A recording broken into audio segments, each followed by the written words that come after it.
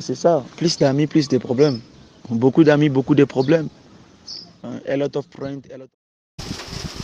Je sais qu'il y a toujours les tempêtes ainsi que les imprévus. Mais malgré les imprévus là, Dieu nous garde toujours, Dieu nous garde et nous protège vraiment. Malgré Panabiso les lombou, les obètes à Makassi, je ferai l'effort que vous soit vraiment message Oyo, Dengue et Sengeli. Sans plus tarder, ceux qui a Kokoma, Tokoma Lisusu, pour tous un thème Otozo Landela, pour un thème Otozo Lobela Awa, thème Wana Ezali était le cœur de l'homme. Motema ya moto. Na anglais tolobi était the heart of men. Donc na lingala ezali motema ya moto na français le cœur de l'homme. Mais le na sujet otoko simba ezali était l'homme égale la chair. Tango tozolobela moto tozomona nzoto. Amen. Ndiye lelo makambo tolobela lelo. Des thèmes sous-thèmes esengi okoma to sujet comment l'homme égale la chair. Chair on azolobela chair ya chair otomona raté na lieu apostolique. To na kata ya siège apostolique non. To na kata etonga na Nzambe nazobela chair ou entre la chair de l'homme. Amen. Ya pour la compréhension. Parce que les gens tolobi la chair, il y a quand la chair de l'église. Ce n'est pas la chair qui est apostolique, c'est la chair de l'homme, la chair de l'homme. Que Dieu vous bénisse. D'abord, pour comprendre na domaine où est d'abord et l'okotopé, la chair. La chair c'est quoi? La chair tolobi ango d'abord na monoko ya français ezali été concupiscence. Donc concupiscence cela veut dire envie. Concupiscence cela veut dire envie. Na répéter en malam. Concupiscence cela veut dire envie. Le plaisir automoni était baposa yango wana concupiscence. Ça veut dire baposa le plaisir, hein? Le plaisir, envie. Donc tant que nous la chair, tous moi directement, tout ça pour se retrouver na mo oyo où ezali était concupiscence. Donc cela veut dire que l'envie ou bien le plaisir. Autrement, tout le monde a la chair. C'est juste que automoni le charnel. Lorsque le charnel est ali, les choses qui est attachées au plaisir, tout bien na posa ya zoto. Nanzela topé na ba posa ya mutu. Donc la chair automatiquement, tout ce monde a été ezali. Otobengaka na kati ya makomi na nzambe tanga ngo à chaque fois sur le charnel parce que la chair ou bien tant que l'homme tout le monde a la chair et la chair là ce sont les charnels. Lorsque le charnel a ses désirs, le charnel a aussi na ba posa to pe ba besoin na ye yango tolobi yango ete malamu ezali les envies ou bien le plaisir en un mot ezali ete concupiscence, ya. En un mot, c'est ça vraiment on a koloba. Ya. Cela veut dire que ça va plaisir kaka. Donc quand on la chair, on a plaisir. Parce que la chair, il vit avec le plaisir. La nourriture de la chair, c'est le plaisir. Amen. Ya nzambe tango sala kebi ke nzoto oyo izanango côté moko ya ba désir. C'est ainsi que pour te comprendre d'abord que pourquoi tu as la chair lelo parce que tant que tu as la motema mutu tu as la nzoto ya mutu. parce que tokoki komona motema mutu na nzoto ya mutu tokomona motema mutu na ba activité to pe na ba domaine ya misala o azosala. C'est là que o tokoki komona ete oui motema moto yo eza na façon oyo eza lolenge ya boye po tomona ba agissement tomona mambo osala to comprendre que oui cet homme aussi donc kati ne to pe motema na eza na ngoka boye to koloba bongo parce que tozomona ba œuvre. Amen. C'est ainsi que il faut toyeba ke moto le temps que nzamba sala mutu azara toujours na ba envie. Mutu azala toujours na ba posa ouais ça azala na posa ta kosi. Même si oza un homme de Dieu ozara na posa. Même si tu es un bien-aimé ozara na ba désir.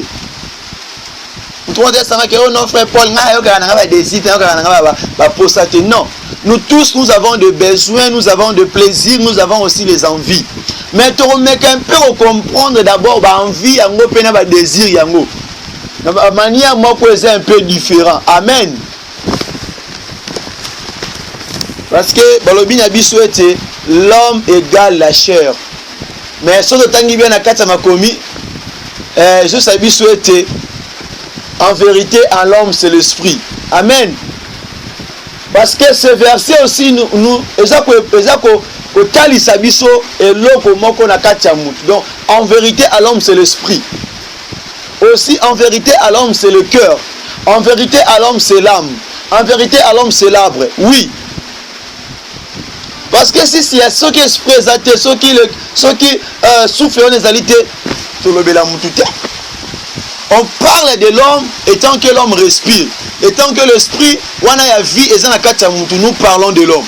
Quand l'homme attend, quand l'esprit n'est plus là, quand la vie n'est plus là, on parle plus de l'homme, on parle de la mort. On parle d'un décès. Tout le bien Azalaki mutu maja sou mutu te déjà koufi. Atikali ne tikati ya pamba donc il n'a plus de valeur. Amen.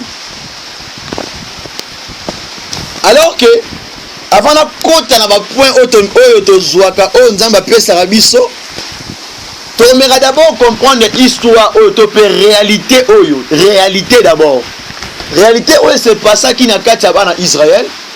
Na tango oyo nzambe azoyeba ete kotambwisa bana Israël na ba réalité to pe na parcours na bango olenge nzamba longola ki bango na Égypte tiko kamba bango kolongomema bango tina na désert pe kolongola bango kotambola da balekana ki na ba réalité ebele mais na oye touché biso to pe ngai na kati ya bisiko pona kotala ete l'homme égale le cœur et l'homme égale la chair. Cela veut dire na comprendre que même to moni ete et bandara même na temps ancienne et bandara même na réalité lesquels pas bakoko na biso nzambe apesi bana Israël règlement avec ete tant boko sonner tant trompette go beta na 7e tour na 7e fois tant boko ta na ville à Jéricho bozwe ba ko exterminer nyonso bozwe ba ko bebisa nyonso boko zwa eloko te boko bima na eloko te nyonso boko zwa lokola or to pe diamant to pe mbongo boko tumba yango kwete milinga wana to pe e mate pa na nzambe e oza lokola sacrifice donc bozwa eloko te boko bebisa nyonso a part kaka Rab mwasi oya ndumba oyo ayebaki ko bomba 3 messagers to bien messager ba kotaki na village ko pona ko espionner à part yé na bomengo na ndaku nde bosi ba yango te ndezaki o nzamba lobelaki bana Israël. Bien aimé, le coup a été tozomona moto égale la chair, l'homme égale la chair. Tu es comme la réalité moko tango nzamba eko pesa règlement wana apesi mitine de pas moumbu na Josué na livre ya Josué le chapitre 6 le verset 17 à 19 so tangiti na chapitre 7 la première verset au monde a bien continué ta histoire wana le lenge ba serviteur oyo ba sala ki ete ba yibi on nzamba pekisi ba simba bango ba toucher ba dérober alors que Bible solo ba ete tant nzamba solo ba bango tant bokota kuna ko simbelo te bozwelo bote pour ceux qui bozwelo ko malheur ko ya likola ba nyonso Israël Donc mabe ya mutu moko e ko affecter batu nyonso. Donc ata mwana muke azui ata mukola azui e ko lata peuple nyonso. Alors que tant bakoti basili si basali mission je sens monique oui nzamba longisi bango bakumisi omba nzambe mais alors quand nzamba bike nazana sengo na binoti nazana sengo na binoti parce que bo to singa ite bo désobéir ngai so bino to sali oyolo baki habité so habité bo ça non setting bandi ko cheke ba luki ba monique oui ezana batu parmi bango ba yibaki. Tango bakota ki ba bombi ba trésor bilo musuti. Ça veut dire quoi? Tango moto otambo na kati ya nzoto, amonaka o eza frappé, amonaka o eza tyran, azaka toujours l'esprit ya ko envier, ya ko lula. Ya moto lobi que l'homme égale la chair. Bien aimé. Mutu nyonso nde toza awa, o ko lobaki ya lula raté, o lobaki ya envier raté akosi. Il y a des points au Kenda, parce que nous sommes venus à tailler mon salaire, nous sommes venus à l'hôtel. Au talibé, nous trouvons un salaire grâce à sans appeler grâce à Bouité. Donc, au lieu de plaisir, wana, il faut comme donc, aux attentes à niveau, aux les catans à niveau, Yazanango. Même dans la société, dans la biso na vie, na biso batu. Otali muningano asali bala moko liba ndenga bala ki mariage wana et impressionné yo et toucher motema na nzambe na beso na bala na beso na sata libala benzambe nanga ngaye. Donc la chair non, la chair nenzo tezalaga. Donc et supporter mon lelo moke soit ya malamu soit salami ezara posa yango pe e ka gunango elia yango e donc e goûter yango. Alors que bato oto moni or ba moni ba diama moni ba bloko mususu wana bazaki attiré ba oka posa ko goûter ba oka posa ko lia lorsque bosa ni ke mutu na sia moki o mutu azana ba interdit bien mais chacun de nous tozana ba interdit o nzamba pesa biso et tant que l'homme de Dieu tant to bandaka mosala nzamba pesa biso o ezali ba recommandation. Nenga ni kokamba ministère au mona ke nenga na kokamba ministère on azana ngo par exemple ministère de la repentance on nzamba pesa ngai nenga na kokamba yango na ndem o kokamba ministère ya les trois semences au mona ke totambwisa tosala mettre vraiment mais to kende différent na o pazo kamba soit ministère ministère de la délivrance au moins qui a tapé ministère de la foi au moins qui a biso nyonso toko te ya na biso toko bondi na biso au moins qui to ka différent muke au moins que o nga na osala ya osala ya ngote o ya osala nga na osala ya ngote c'est-à-dire que tozala ba interdit o nzamba pesa biso to la recommandation nzamba pesa biso le même aussi même pas na bino le bien-aimé bozala rappel na biloko wana c'est-à-dire que osana nzoto oyo mais osana biloko mususu que tu n'as pas droit à le faire. Amen. Excusez-moi un peu.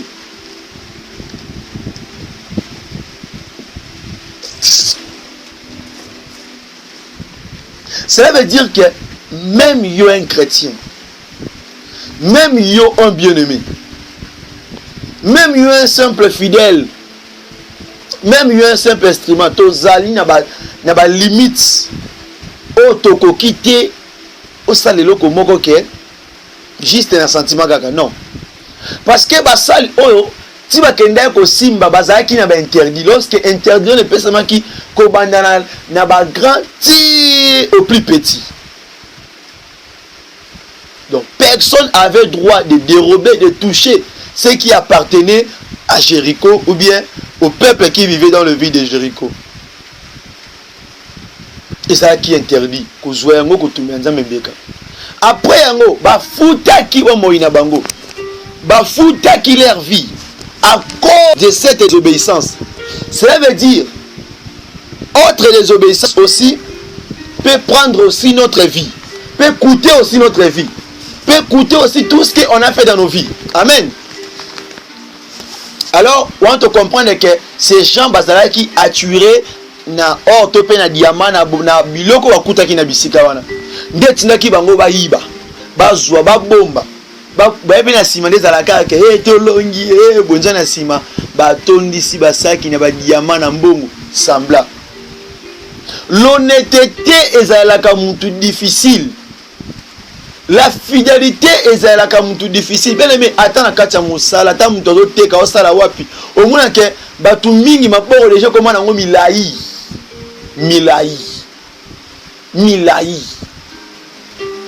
Pourquoi honnêteté wana les interdits là.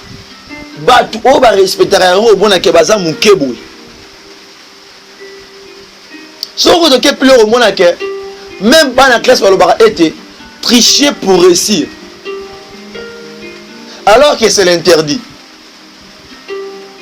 Tricher pour réussir, c'est l'envie de la chair.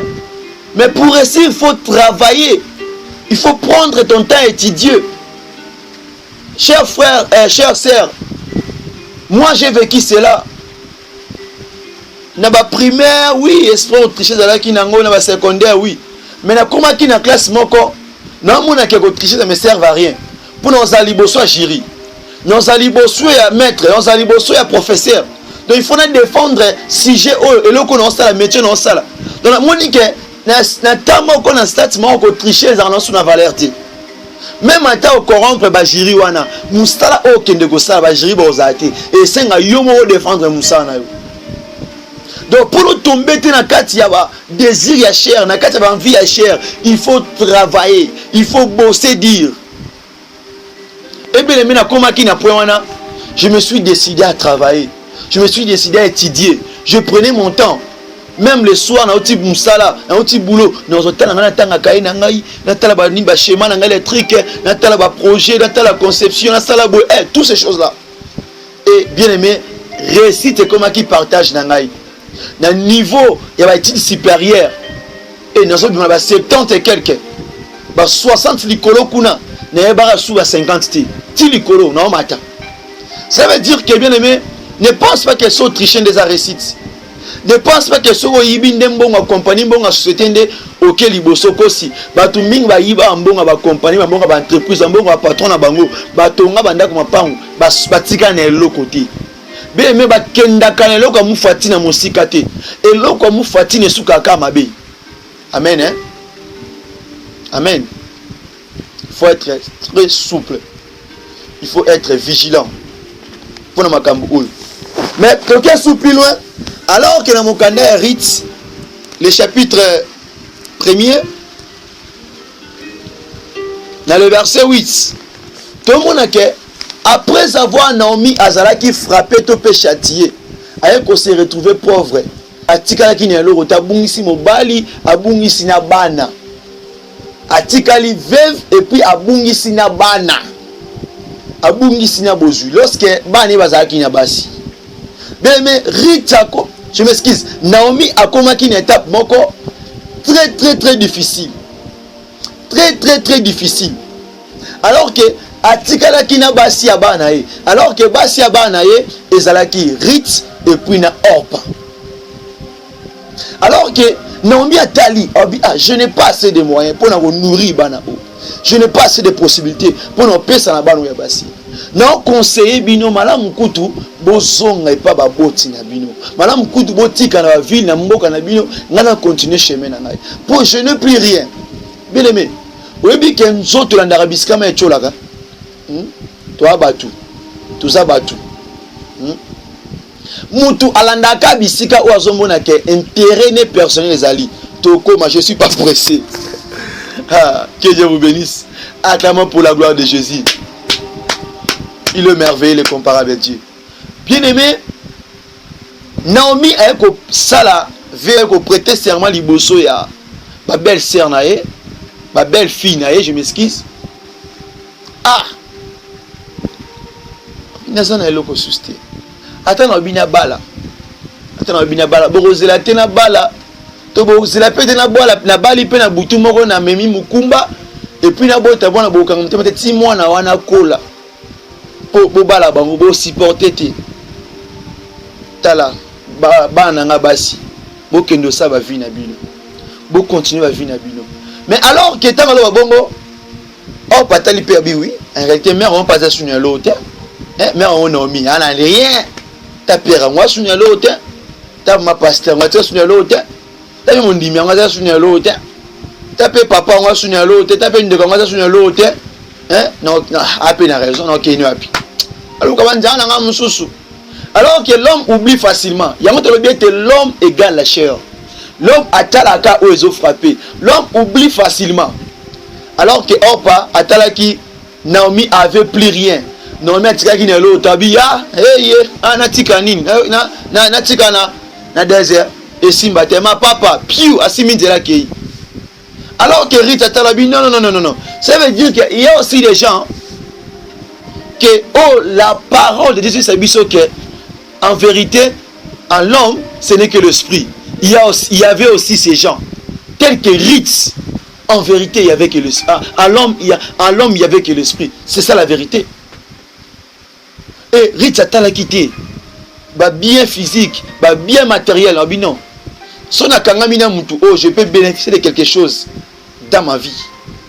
Il garantit même futur. Il a un peu futur à Banangai. Bien aimé, on est là tout à l'heure d'abord tes matériel. Tout à l'heure d'abord tes physique à Moutou. Mais tout à l'heure que l'eau est à Moutou. Je bénéficie de quoi? Je bénéficie de quoi? Bien aimé, j'ai connu des enfants, j'ai connu de bien-aimés topé bana on zama pesa ngana encadré. Misuba salaga qui teti quand on a que moi na senga qui parle na bima que de oui. J'ai eu des enfants aussi pareils. Atali que oui, papa zani na elo ota moni que oui, na zana ngana ndia moni ngara bongo. Et na komi ko encadrer moi na nzambe pas sali que moi na matière tongwa mi atali que oyo sous pasteur à niveau nangati ou sous missionnaire à niveau nangati ou sous encadreur à niveau nangati tant azalaki entre azalaki papa naï mais tant azui na sous papa niveau na été a préféré à kende pas moni na zana le côté à ke koluka le pasteur te paie les hommes au de Dieu au pas monique il y a niveau naï mais tant kui attaché pembe na papa wana ole avancer que liboso a komi kokita vine comme ba problème asimbi na ya zui na embonga zui ne on est koluka musala mais ko bote zoate musala zo simba te donc ba difficulté manque de paix toutes ces choses là bien aimé ba tout mususu nzamba tio pembe na bango eza pour ba garantir pour ba ko soutenir yo même na niveau musala même na libota même na travail même na nyos sala. Et surtout les hommes de Dieu comme les bergers qui nzamba place à pembe na yo. Mutuwa même azo protéger yo. Azo bomba yo. Oui, il te protège. Oui. Parce que le rôle d'un berger a pour na ko bomba ses brebis même devant ours, devant le loup, devant le loup, devant les lions. Oh bah oui, il a protégé comment? Est-ce que ça na munduki? Tu as na armée non? La prière que je fais pour toi. Oui, à combien de fois que l'Esprit de Dieu, le Saint-Esprit, a zo tambo na bomba vie na yo, tanto mo to au bon de la naoti.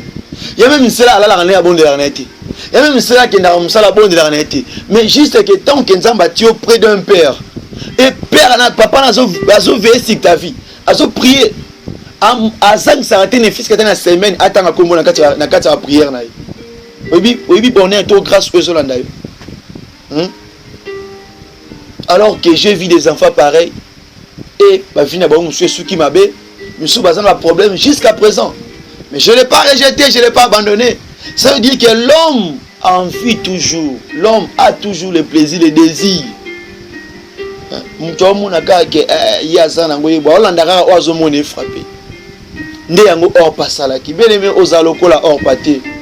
En vérité, dans l'homme, c'est l'esprit, ce n'est pas la chair. C'est ce qu'on a une apparence. C'est ce qu'on a une apparence. Qui mbinga ko sauté, qui costo ane ko sauté, hein? Taïwan elengi sauté, hein? Elengi sauté. Et boum ça peut condimenter nauté. Et boum ça peut marcher nauté. Tala on zambatelo liboso. Ata bango bazu ba ke ba biso ke na lola kuna. O bango bazu wana esili déjà. Non. Non bien aimé. Alors que Rita azalaki patient. Akangama kina Naomi. Tu veux suite ya Rita Sukaki. Et Dieu lui a béni. Au travers Rita. À travers Rita. Que Dieu lui a béni. À travers Naomi, je m'excuse. Dieu lui a béni. À travers Naomi. À travers Naomi que Dieu lui a béni. Que Dieu lui a orienté, Dieu lui a guidé. Bien aimé, il ne faut pas, j'insiste, il ne faut pas autant musaka misuka aboué. Non. Yebake, en l'homme, ce n'est que l'esprit. Alors, dans le livre à Galates chapitre 5, le verset 19 à 21. Voilà, les œuvres de la chair. Je vais l'expliquer. D'abord, la première position, il faut que vous voyez bitumba o mutu azaka nango butu pe tongo midi pourquoi ezaka le combat o eza nature combat wana ezaka nango teke o euta na monde ténèbres bitumba wana ezaka nango déjà automatique ezalaka ya chaque jour ya tongo midi pourquoi tunanga bitumba nini nayebi ke ozela côté wana we bitumba nini l'homme il a un combat spécifique qui se déroule matin, midi, soir. Et le combat que l'homme assume ou bien il vit, c'est le combat de son âme et de sa chair. C'est le combat de l'esprit et de la chair. C'est le combat de marche de l'esprit et de désir de la chair. C'est d'abord notre premier combat de la vie. Ça, c'est notre premier combat de la vie. Parce que nous avons deux personnes en nous. Et deux personnes, c'est dans la prophétie. Nous avons l'âme et la chair. Amen. Alors que entre ces deux-là, il n'y a pas la communication ou bien il n'y a pas l'amitié. L'un a des désirs contraires à l'autre. Amen. Donc, nakati na biso bato tozana bitumba oto bundaka chaque fois o ezaya batumi balé. Na kati spiritualité muto liboso ezali l'esprit de l'homme ou bien l'âme de l'homme. Na aspect physique, c'est le corps. Et ça la difficile pour corps azala soumis na o amazo senga na o motema zo senga. Alors que le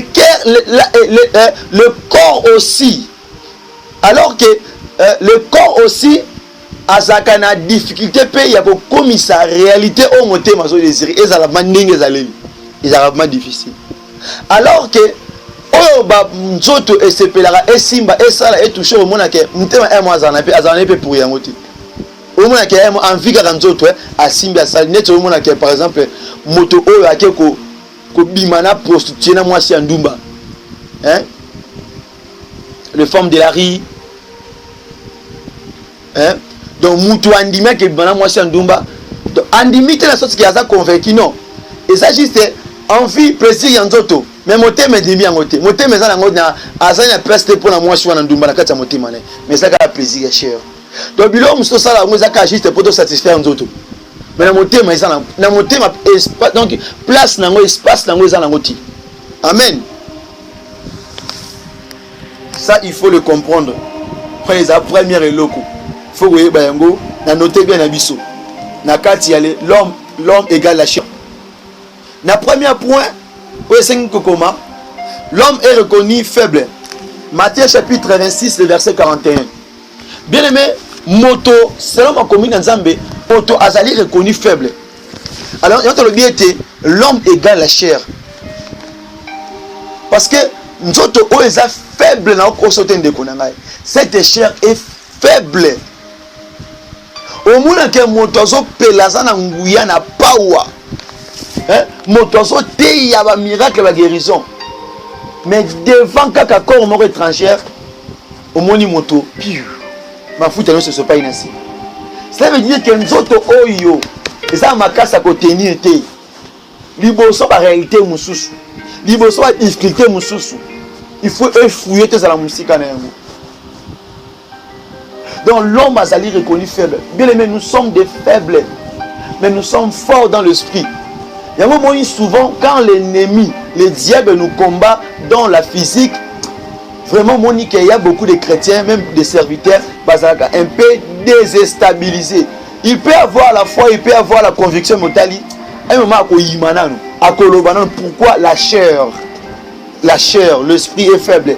Vous savez que Dieu existe, Dieu est là, Jésus est là, mais atali face à une circonstance, face à la réalité morbe, la preuve morbe, à perdre même foi, à perdre même confiance dans qui n'aime pas Nzambe, à se lâcher facilement. C'est-à-dire que la chair est faible.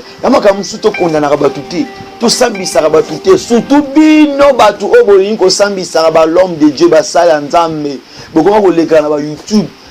Bomoni eloko mo salami musanza na beti libakwa koyibo boleki na TV boziango sujet de gloire o bilozolo ba ete shit ya moninga to libakwa moninga ekomela te un sujet de monkerito, un sujet de gloire. Mais yango so moi lelo oyo na ta onde koma même na basala Nzambe mosusu, même bino ba journaliste wana, même bino ba chrétien, au mona ke ba chrétien wana mosusu wana, surtout la majorité.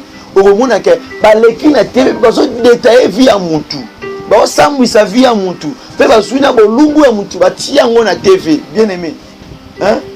Oyebi nini esalaki etakwea nanga asepelaka na perte na ye to nanga asepelaka na shit na ye to nanga azalaka content na shit na ye. Na pose aux questions est-ce que toi-même tu es content de votre malheur? Est-ce que tu es dans l'allégresse, tu es dans la joie quand tu te trouves dans le malheur?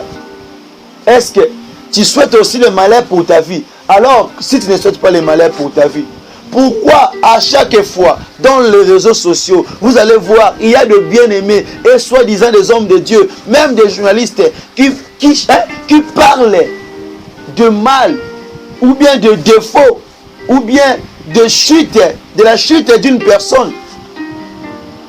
Et c'est un sujet vraiment que tu vas voir que c'est dans la considération. Et il peut y avoir même des millions de personnes en train de parler seulement sur cela.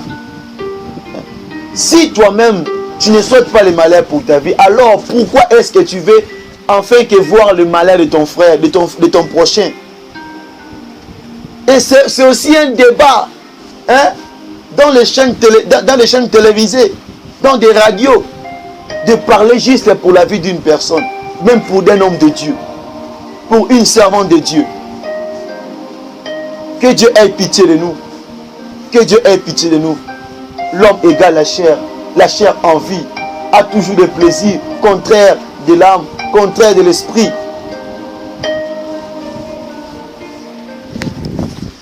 Bien-aimé, il faut pas.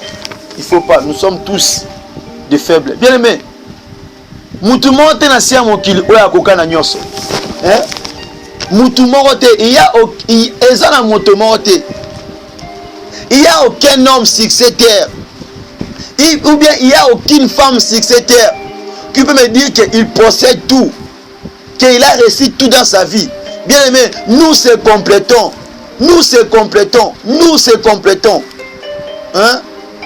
Tosunga na biso nyonso. Yo ebindambu ngana ebindambu. Moto moko te akokana nyonso na se ya mokili oyo. Et pourquoi on dit na défaut na faille à moninga, na faiblesse à moninga, yo profiter au bima lokola yondo yebi, ba sentir yo et pour te ba accès français ba au TP na ba accès anglais, ba mona ko yebi ko loba. Tant on détaille via mutu, yeso ba sala bo yo sepela. Ne profite pas na faiblesse à moninga. Ne profite pas na chiti à moninga pour bima parfait, pour bima malam. Sois souple et sois prudent. Bien-aimé, deuxième phrase, l'homme est invité de suivre le pas de Christ pour vaincre les œuvres de la chair. Ephésiens chapitre 2, le verset 5. Bien-aimé, babengi biso, to ba invité yo, babengi yo à la rencontre, babengi yo à kolanda ba pas. Biska o Yesu Christ atambola ki yolanda ba pawana. Pona ete oyeba kozala, ozala vainqueur plus que vainqueur. Likola ba désir, likola ba œuvre de la chair. Okolonga te misala nzoto soki te ozotambola na ba pa oyo ya notre Père céleste, ya notre Dieu, ya notre Sauveur Jésus Christ de Nazareth. Ce que suivre papa na yo tamboli ça papa na ndé okolonga ba œuvre de la chair. Sans c'est pas okolonga te, sans c'est pas tokolonga te bien aimé ya pamba. Que Dieu vous bénisse. C'est ainsi que bien aimé tolandaka bapa ya Yesu, tokopiaka batu te, tolandaka batu te. Kolanda mutu okosuka toujours na ba œuvre de la chair. Okosuka toujours otali boza par terre, mushimba ta moro tenacé. Keba na kolanda bapa ya batu musuko kopiaka batu mususu, oko se retrouver déjà par terre trop tard. Beaucoup de gens betaki shitikala. Donc landa bapa ya Yesu, nenga zo tambwiso, nenga zo mema yo landa bapa na ye. Potolo bate kelelo oyo l'homme égale la chair. Non. Non. Non, non, non, non. Parce que Christ a solo bayango même. Abi était na minoko na bino. Bolo ba Seigneur, Seigneur, Seigneur. Mais na mitema na bino bo sala ba coutume ya ba koko na bino. Vous préférez coutume des hommes. C'est-à-dire que l'homme, il préfère tous, préférer qu'à ce qui est de la chair, chair. Hein? Il y a l'inka misala nzoto. C'est ça, l'homme égale la chair. Christ même à l'obayango. C'est une révélation. C'est une révélation. Peuple des dieux, tous ces conformités, hein? Tous arrêter le quoi batu nyonso. Moté manuel faut garder un mot malam. Pour tomber dans ma gambote. Alors, troisième phrase, troisième point. L'homme est reconnu pécheur. Romains chapitre 3, le verset 23. Psaume 51. Moto nyonso azalaka reconnu pécheur liboso ya Nzambe. Alors, bien, car tous ont péché et nous sommes privés de la gloire de Dieu. Bien aimé, yango moni lobby. Na lobela qui n'a point que sur les pensées de l'homme et motasumuka mingi na kati makanisi. Il y a autre péché de salara yango au beti libaku ata conscience nous reprocher oti. Ata yo moko yebi yango te. C'est ainsi que somona que Bible zo yebisa biso que nous tous reconnus comme des pécheurs. Oui.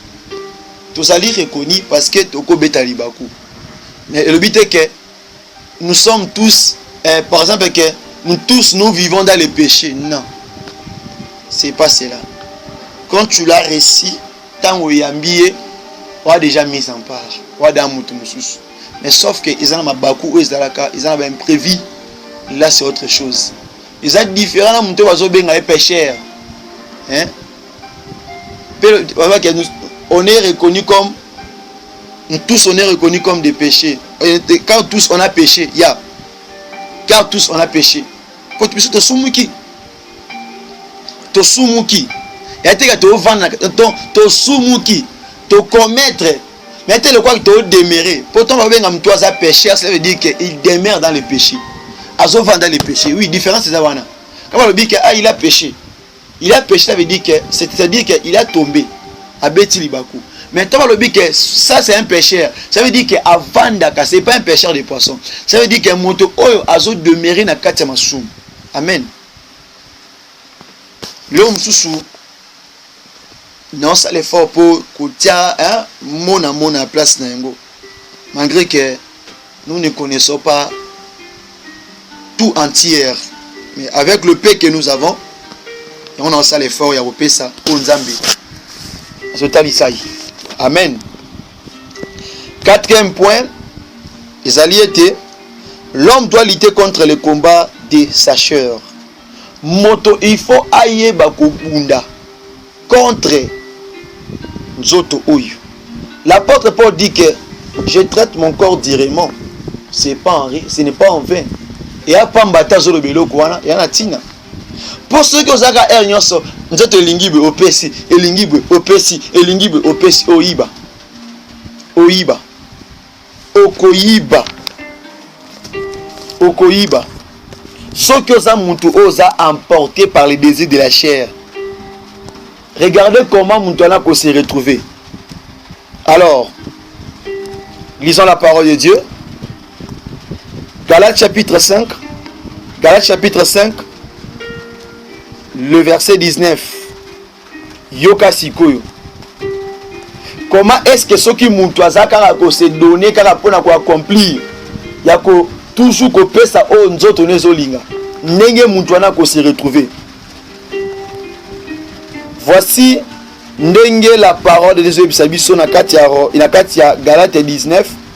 Désolé ba ete na tangi na kombo na Yesu.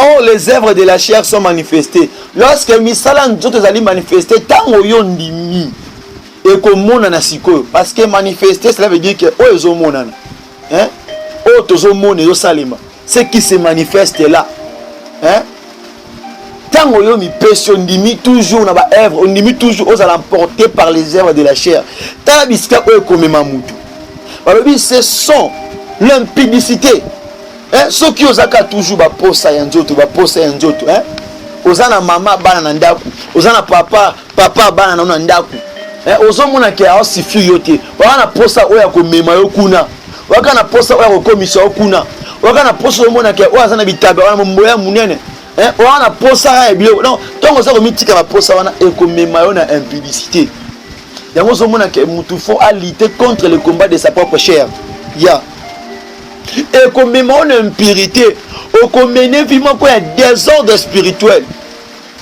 ekomema na kati ya vivement ko ya mabe oyo ko kabole ko tia musika na nzambe amen et comme mon akati ya vie il y a la dissolution donc cela veut dire que tout cela ezobimara na nzela nzoto misala ya nzoto et comme même na kati ya idolâtrie yokanisi batu mingi o bakenda ofuka na bikeko bafuka na volonté na bango to basala na volonté na bango non beaucoup de gens bafuka na bikeko za volonté na bango te.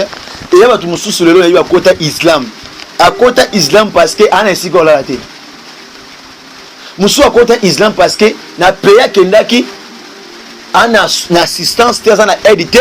Tu vas souiller bazate est-ce que ça bloque au lieu zate moussa pesate mais à moni na moi ensemble mon na lisanga mo batu ba kabola bilo wa olia. Ndepe aza attirer nango. Habiter awa. Pour nous oublier les sengindene c'est pour nous kota faut zakara musulman to faut zakara moto catholique to faut zakara moto ya mao faut zakara moto ya formation faut zakara moto ya maikari faut zakara bouddhiste faut zakara moto ya nkanka donc condition pour nous oublier les biskana yango wana parce que akena simbini kisikisite mais andimia tekane amnae andimia miteka na ye kaka pona lipa pona mutuka pona avion pona mbongo hein batu mingi bakota bisika wana o bandima défaite bandima échec bandima ete ba perdre bitumba likolo ke ya l'homme égale la chair mutamitika na ye emporté dans ses désirs amen. Bien aimé, il faut être souple na biloko nyonso oyo. Il faut être vraiment souple. Vraiment souple. Celui qui doit souple tête au finir na biloko oyo. Yangwana il faut te ba ko lutter every day. Faut jamais abandonner. Hein? Faut jamais abandonner. Hein? Faut jamais abandonner. Kotika te.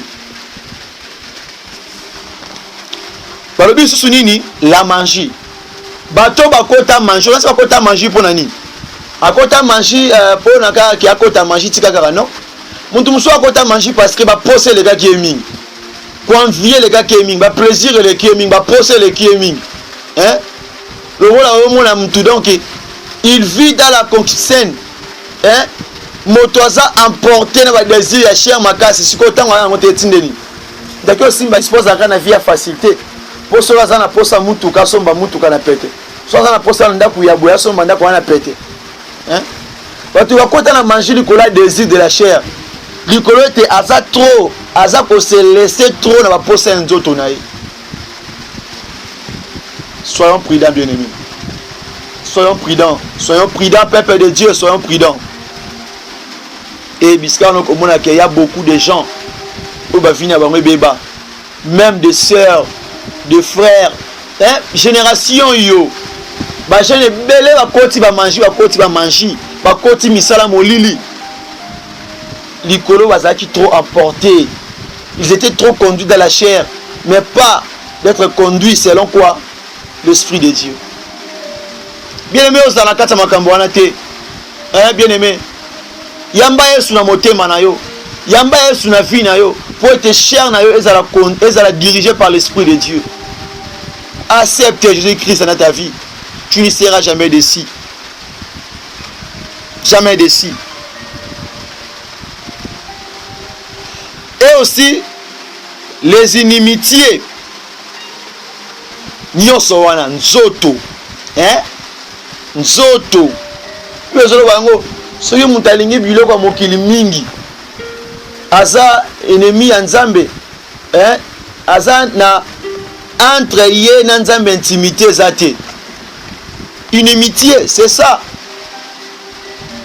Le querelle, le désir de la chair, tu peux me soit emporté dans kati ya misala nzoto. Moto wana même façon de réfléchir aux différents. Yango watu batu mususu ba swana na tembe, ba conflit na tembe, toujours quereller, quereller, mutazo quereller son frère, de conflit, de rancœur. Poani ba désir ya nzoto. Po soki olongi biloko wana, yo kanisi aux antin au vanda po na ozwa motema no wana tsama mbo na mitema. Ah, la distraction, on est ça, la benga ba distraction. Les jalousies, il va se jalouser au tawapi. Mutema la tarabilamba te.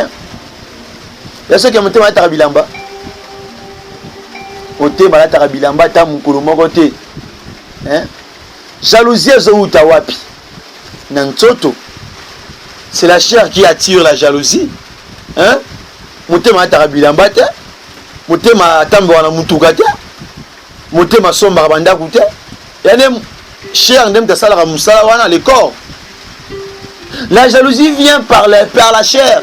Tant aux hommes na muninga no lati ana mutuka ana via bien o sela mbongo muninga programme o kangela muninga ba gutu o bloquer dossier muninga o bloquer mbongo muninga mbongo na yote lupangu na yote mutuka na yote ya yi jalousie nini konde konanga sala yote luka ya yote. So moni mutu abongo parce que mitambusa na nzoto. Na kati ce n'est pas l'esprit de Dieu, ce n'est que la chair. Moni mutu comme vase ya diable. Temple du diable. Le fils du diable. Non, ne sois pas comme ça. Accepte Jésus pour nous briser Billy Moana. Na kombo na Jésus Christ. Oh, quel genre d'esprit. Au moins mutu azali animé dans les animosités. Moutazali animé dans des biscuits. Donc Moutouba yeba yobi swana. Une femme rancinée, un frère ranciné, une sœur rancinée, un homme ranciné, toujours des biscuits. Un homme qui parle comme une femme, un homme qui parle comme un perroquet, un homme qui n'a pas la maîtrise de sa bouche. À chaque fois discuter, il discute même avec les femmes. Un frère qui discute avec les sœurs. Un homme qui n'a pas la maîtrise de sa vie, de sa bouche. L'homme de discussion, chercheur, créateur de problèmes. Bien aimé, un enfant de Dieu ne peut pas se comporter comme ça. Bien aimé, contrôle bien ta vie. Ne sois pas emporté par le désir de la chair, parce que ça va te faire un discuteur. Ça va te changer, on va te donner même le nom. Sosamambo problématique. Tu es déjà aux abongotés. Yamba Yesu Christ na vie. Que Dieu vous bénisse. Les divisions. Autre dit que pour bien régner, il faut diviser. Pour bien diriger, il faut diviser. Si notre Congo est manipulé, est détruit, est volé, parce qu'il y a trop de la division. Il y a ceux-là qui divisent les Congolais, il y a ceux-là qui sèment des troubles. Mais si on était unis, comme les 12 tribus d'Israël, quand ils étaient ensemblés, ils étaient forts devant leurs ennemis. Mais quand nous nous sommes divisés, nous sommes dévastés. Parce qu'il n'y a pas de soutien. Mon frère, il ne faut pas accepter la division règne parmi nous. Entre les frères et les sœurs, dans la même foi, dans de même pays, nous ne pouvons pas, même de la même famille, nous ne pouvons pas accepter que la division règne parmi nous. Il y a des familles qui sont divisées à cause de toi. Il y a des pays qui sont divisés à cause de toi. Il y a des églises qui sont divisées à cause de toi. Il y a des couples qui sont divisés à cause de toi. Il y a des amis qui sont divisés à cause de toi. Cher bien-aimé, réponds-toi, réunis ces gens-là. Tu peux le faire, ce n'est pas encore trop tard. Parce que le Fils de l'homme n'était pas, le Fils de Dieu n'était pas venu pour juger le Fils des hommes ou bien les filles des hommes, mais il était venu pour nous racheter, pour nous sauver. Bien-aimés, soyons unis, évitons la division parmi nous. Alors que la division, ce n'est que l'esprit des chairs. Ce n'est que, je m'excuse, ce n'est que la désir du chair. Luttons contre cela. Que Dieu nous fasse grâce. Les sectes, à cause des désirs de la chair, et koko bisika musu esengo kota te bandaka banganga. Bisika on nzamba pekiso ke okota, oya osimba te ke osimba. Osel lokola ba serviteur à Josué.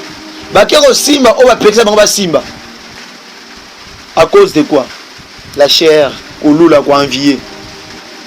Keba. Oya ke kota boîte de nuit hôtel, okota ngote likola mbongo. Olandika sentiment ba camarade keba. Keba na sentiment nzoto biso ke ndaka to kota na hotel, pardon. Oya komiteka pamba, pardon. L'envie. Dans le béli yango d'abord. Ba posé le kayo. Livronnerie. Bien aimé, Mutupo atika komila masanga te faux pasteur à sa côté prière de défense. Et a décision na yo. Pour ça désir la chair. Et a décision na yo moko. So bina tiki po tiki na yo. Esili. Esili. Esili. Les excès de table. Même à ta muto donc muningalia. Ba tout ça za la mokili. Oyo tayi na ndaku na ye amoni ozolia muteme vimbi ata bana ye to ba camarade mususu to ba ndeko mususu amoni mtolia na ndaku na bango muteme ye munene na mwana kozo sisa bilonyo sondaku ya malamu te. Un chrétien ne peut pas être comme ça. Ya malamu te. Ça ce n'est que la chair. Bonzoto. Wana bonzoto.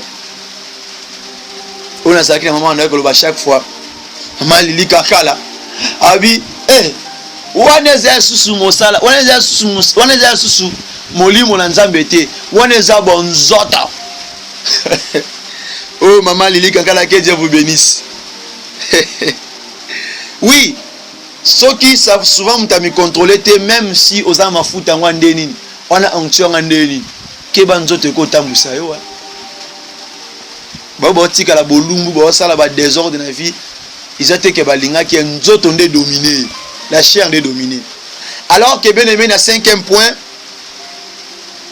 où esengi na yo foyeba il faut un homme doit toujours déclarer que j'appartiens à Christ.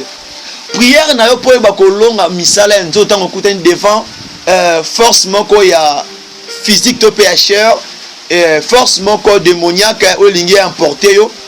Il faut aussi la prière au yo le bar que j'appartiens à Jésus-Christ. Romains chapitre 8 le verset 14 à 16. Il faut le déclarer tanga kama lo ba à chaque fois déclarer kayango devant les imprévus, devant le désir de la chair. Il faut au déclarer maloba wana. Bien aimé, il faut au déclarer yango. Déclare toujours que j'appartiens à Jésus-Christ. Ma vie appartient à Jésus-Christ. Et dans ces moments, tu vas voir que tu vas vaincre tous les combats, tous les désirs, tous les imprévus qui peuvent envahir ta vie. Mais quand tu déclares pas que j'appartiens à Jésus-Christ, le diable va en profiter de ta vie. Romains chapitre 8, le verset 14 à 16. Que Dieu vous bénisse. Que Dieu bénisse sa parole. Que Dieu vous bénisse. Merci d'être là. Merci de se connecter. Merci de suivre cet enseignement que nous sommes en train de parler sur le cœur de l'homme. Aujourd'hui, on a parlé sur l'homme égale la chair. On a lu dans le livre de Josué, le chapitre 6, le verset 17 à 19.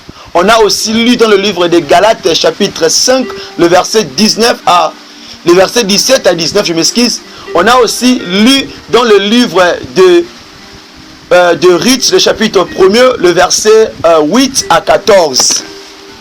Merci bien aimé, que Dieu vous bénisse. Et ce que vous allez toucher dans Maloba Oyo, Koba Nako sala lisusu ete Nako tia Maloba o na pratique. Et puis tant que moni bisiko za na faille, au se laisser te. Il faut toujours avouer tes fautes. Singara assistance na Nzambe.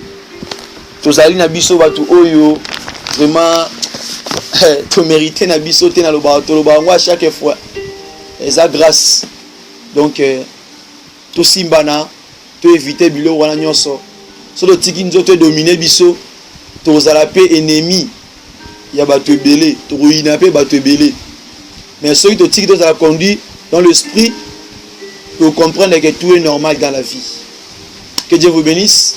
Tokutani lobi par la grâce de Dieu. L'autre komaki na 7e jour na biso sur 15 jours au tozanango ya séminaire sur le cœur de l'homme. Que Dieu vous bénisse pour votre patience. Continuez à partager ces vidéos, ce message. Et s'il y a des questions au lingo salelo, faites-les. Tout est écrit là dans le fiche na ces vidéos. Et faites-les pour la gloire de Dieu. Que Dieu vous protège, que Dieu vous bénisse. Et na kombo Yesu Messia. Amen.